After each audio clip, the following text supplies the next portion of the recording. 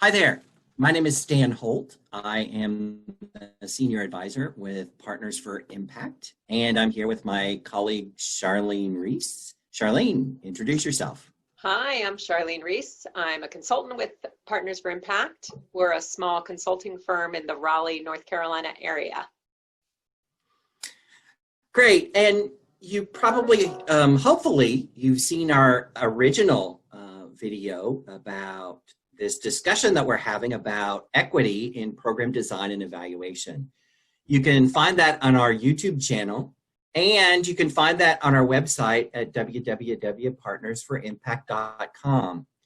But today we want to continue this conversation about equity in program design and evaluation. We really want to focus on the concept that equity is, we can work with it as both an outcome and an input. So in our last conversation, we talked about and introduced the concept of the logic model.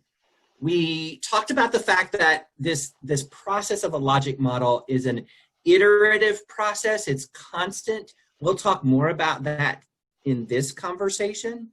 We also talked about how we came to really understand the important role of equity in program evaluation and planning, and particularly how race impacts program evaluation, and the data that we gather, the outcomes that we measure, all those elements we talked about in the last video, along with introducing a simple definition of equity. Yeah, in this series, we're really trying to bring folks along as we have learned more and are learning more about the importance of doing evaluation and program planning and program design with a racial equity lens. And it's been a fascinating process for us, and we really want to share it with folks about what we're learning and how we are putting what we've learned into action. And we're really using very concrete evaluation tools like the logic model, which we introduced last time. Remember, the logic model is simply a simple graphical representation of your program or organization. It has these 5 elements: the inputs, activities, outputs, outcomes, and the overall impact that it can have with regard to people that it can impact. But all those 5 elements, those 5 pieces, they're simple words, but you can use this tool, use this framework to really dig deep in your program planning and your program evaluation. Charlene, is there other stuff, just to be kind of transparent, Charlene's got the version up with the speaker notes, and so we're just trying to kind of be mindful of those speaker notes. Yeah. Yeah, I would just say, reiterate that the logic model is a way to kind of take complex concepts around your programming and put it in a more simple visual format so that everybody can understand why you're doing something, what's your ultimate goal, and then the steps to get there, and then what you're going to need to do it. And Stan has a series of videos on logic models that really goes deeper. One of the things I want to say is that for programs, sometimes you have multiple lines. Your impact may be the same, but you might have different activities going on that need different inputs, have different outputs, and you're all going to the same impact. But it doesn't have to be one single line that you're trying to force everything in your programming in. Yeah, so the thing we want to talk about and get into specifics today is this idea that equity can be both an outcome and an input, right? And if you look back at the logic model, you can think about equity here, and if you have an outcome that's associated with equity, you're going to need elements of the inputs, activities, outputs to create the results of equity. And then at the flip side is, then you have where equity is an input, it really begins to shift all of the elements of the logic model. And I'm trying to think of a better way to say that. I kind of like to think about it as there's an element of learning about equity. Even we have done this, right? We have learned about equity. We have gone through inputs, we've gone through activities, and we've learned about equity. And then we've taken equity, that outcome of the learning and understanding of it, and we've looped it back in and said, how are our inputs different now that we've gone through that process? Right. And if your agency has never really explicitly talked about racial equity, then you may need to really think about that logic model, those steps to get your staff, your board, your leadership up to a place where they really can use a lens of racial equity for looking at all the programming and your inputs and your activities and your outputs. But it's not something that you could just instantly say, okay, I want to use a racial equity lens. I'm going to go right to looking at our programming. It does require some education, like anything would. You need to educate. You need education on the tool you're going to use. Yeah, keep going, Charlene. Here's this slide. Okay, so to do that, an example of that, of how to increase understanding of equity, that would be your outcome is that your organization, people in your organization understand racial equity so that you can then use it.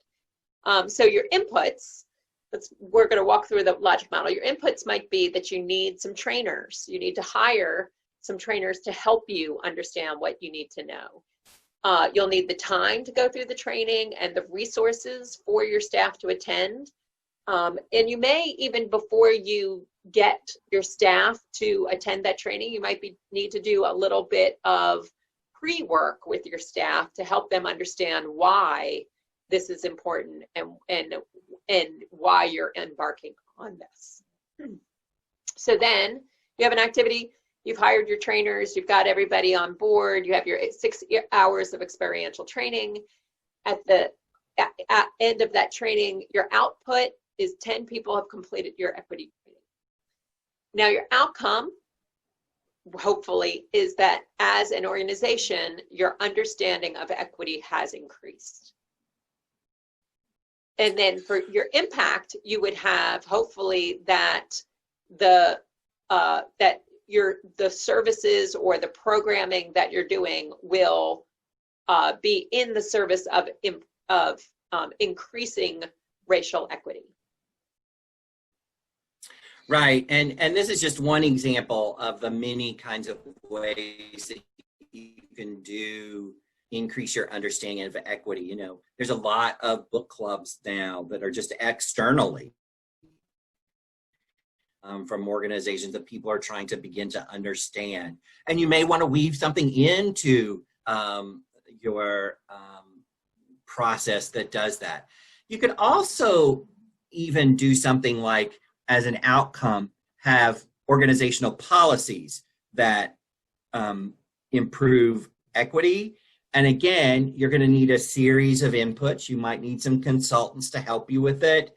You might need some activities that you do. And those activities may actually be writing policies there, but there may also be some educational elements to it too, right?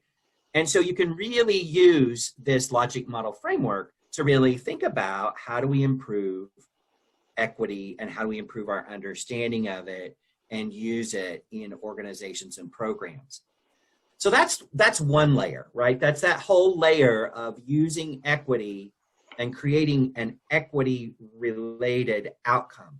The next, let me just add that we're not suggesting that this is a one and done, right? That you go through 1 6-hour training, okay, you're up to speed, go forth. That we're not suggesting that. This is just an example of how to get started. But the expectation would be that this would be an ongoing, lifelong process of learning about equity and how to improve your programming based on it.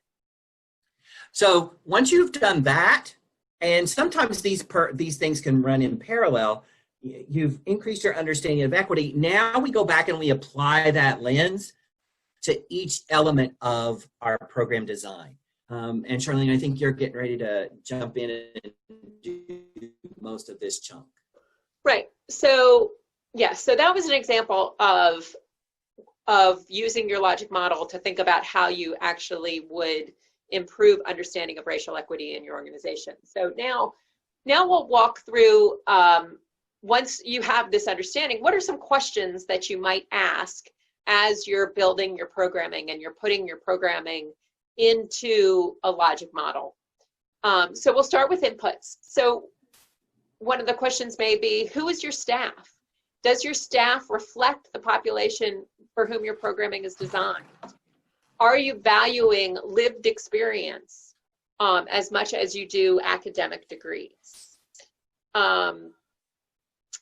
Do people of color in your organization have the same resources as white people to do their work?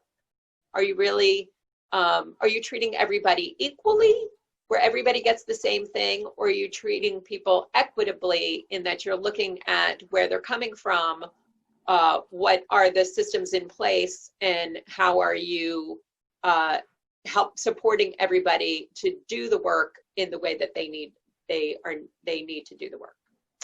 Are your procedures and policies equitable to people of color? And who has input into the program design? Who's sitting at the table when you're planning? And does that include people who are impacted by the work that you do? Do you want to add Charlene, to that, Stan? Yeah, I just keep thinking about, I just love my example of the work I've been doing with a particular client that's focusing on street outreach of homeless and runaway youth, and how they have been really good at saying, you know, we need somebody with that experience that really knows and understands that experience to be part of our staff. And it actually is better than, in some instances, than somebody with a doctorate in it, right? It's just different kind of perspective that's brought to the table as a staff person. And how do we engage? They also do really good about engaging young people in the conversation around kind of program design and activities that are needed by the students, are needed by the young people who are homeless or runaway young folks. And, you know, what I haven't discerned yet, but I can't help but think that they do some of this because I've heard staff talk about it. They do talk about the different experiences between if you're a young white person that's homeless and run away versus a person of color who's run away.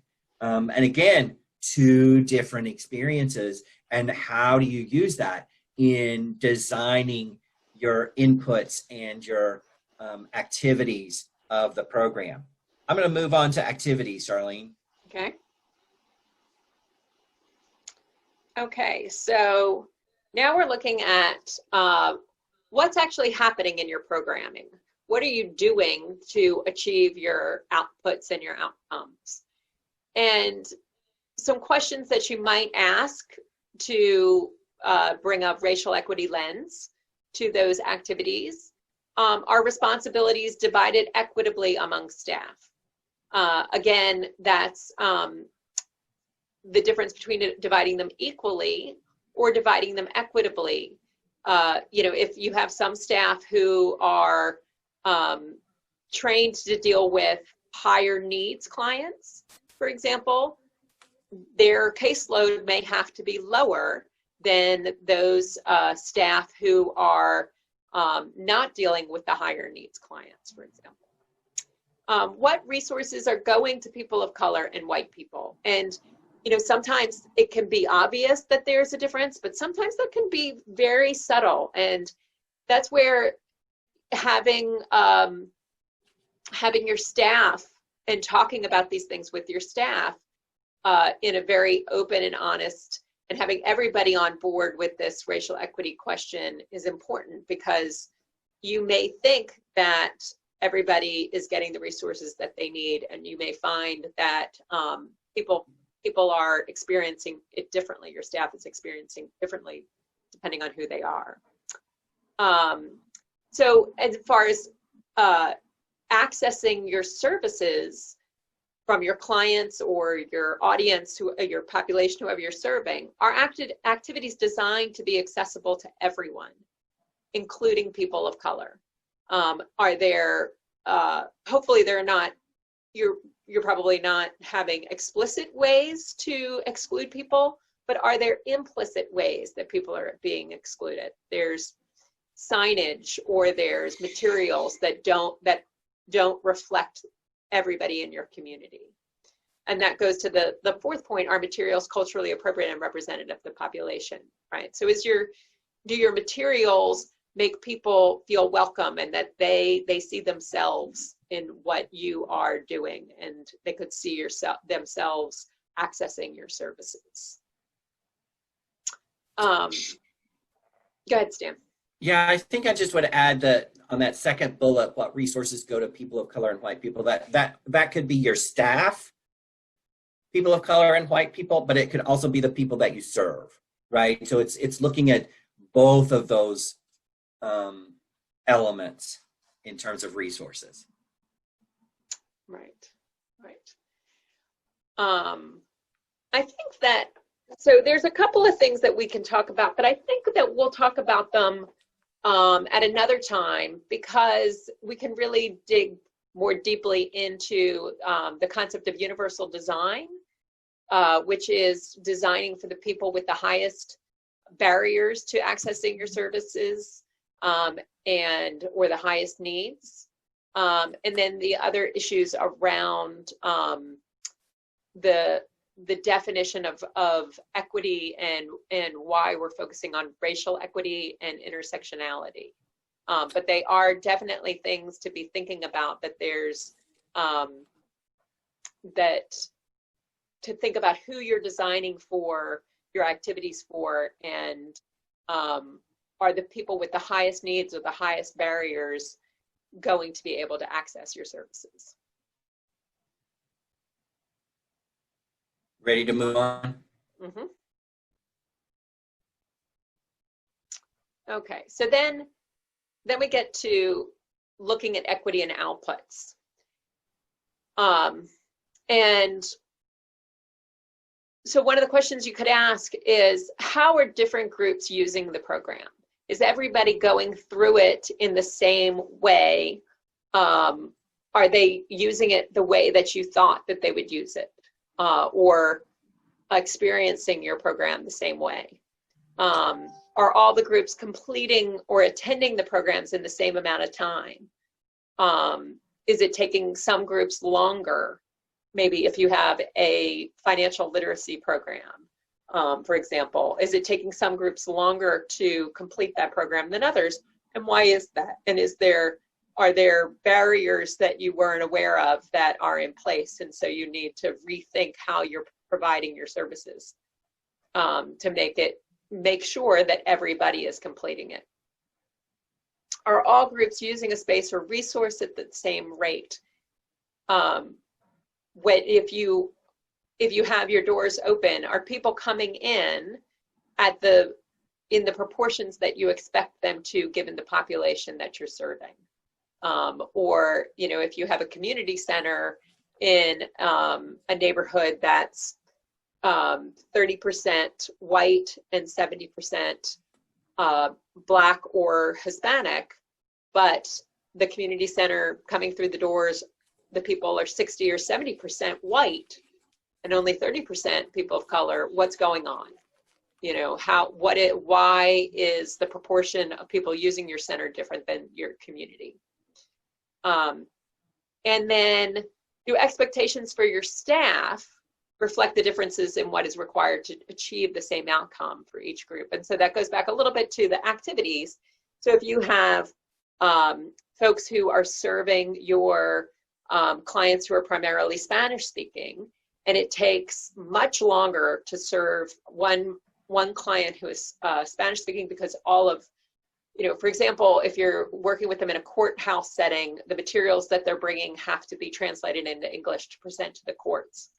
Your advocates working with the Spanish speakers who have to translate all those documents are going to be not serving as many clients per hour or per day as your advocates who are working with only English speakers. And are you evaluating your staff and rewarding your staff and giving your staff workloads based on the actual needs of what they're doing, of what their work is? That's a really good example. Yeah, that's a really good example. And I think that too, for me, this is the place where if we're really being smart, and you and I've talked about this before, that if we're really planning evaluation from the very beginning in the design phase, and as we watch programs implement, we can start looking at these outputs really quick and then make adjustments in the activities and inputs very quickly.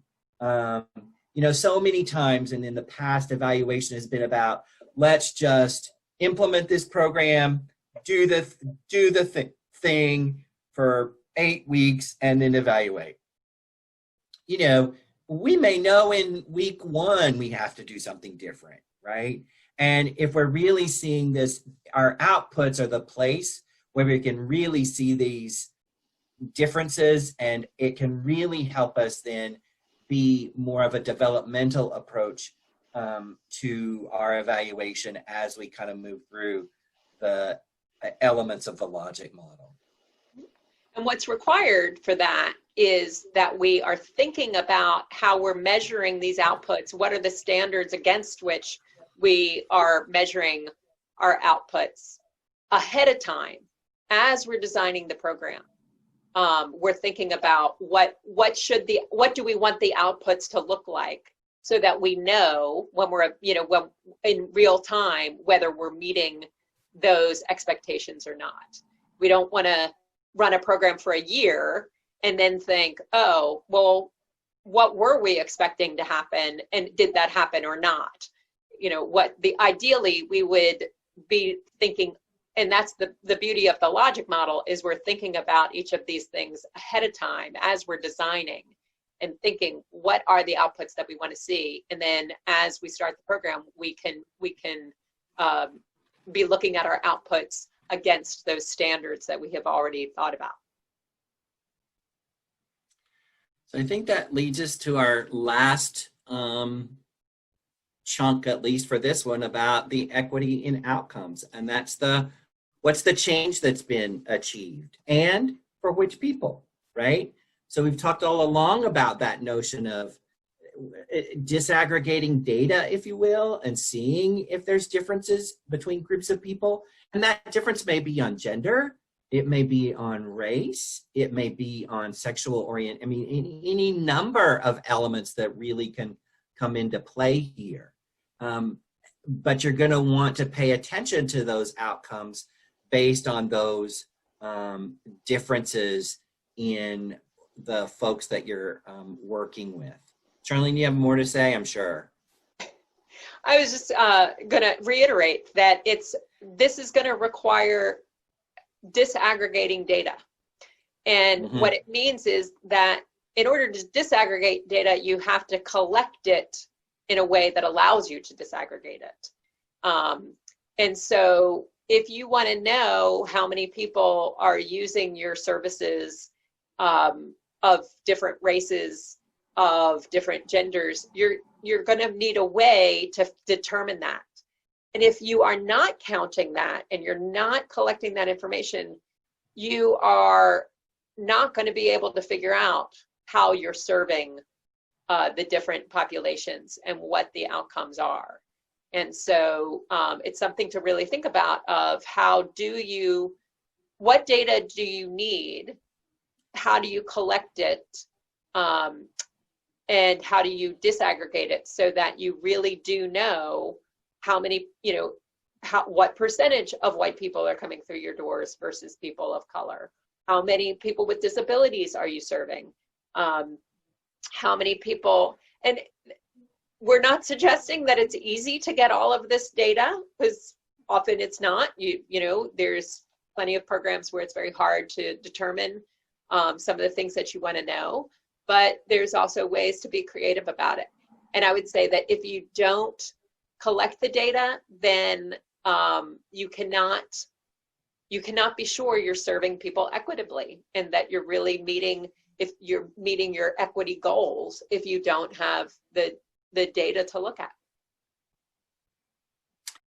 Yeah, so that's pretty much it for this particular conversation. Just a quick reminder, we looked at how equity in and of itself is an outcome, you know, how we could use a logic model to put equity as an outcome, and then we've shown you how to at least begin asking questions. Remember, those questions are not the only questions you can ask, but how you can use that equity lens in each part of the logic model. So I want to start by saying thanks to Charlene, and thanks to you all for watching the video. Charlene? Yep. If you like the video, please like it here on YouTube and subscribe to our channel. Check out our website. We have more resources, blog posts, and information over there. And we'll keep doing these videos. If you have questions or you have thoughts or you want things that you want us to cover and talk about more, put it in the comments, and hopefully we'll get a discussion going. And thank you, Stan. Thank you. Yeah. Thanks.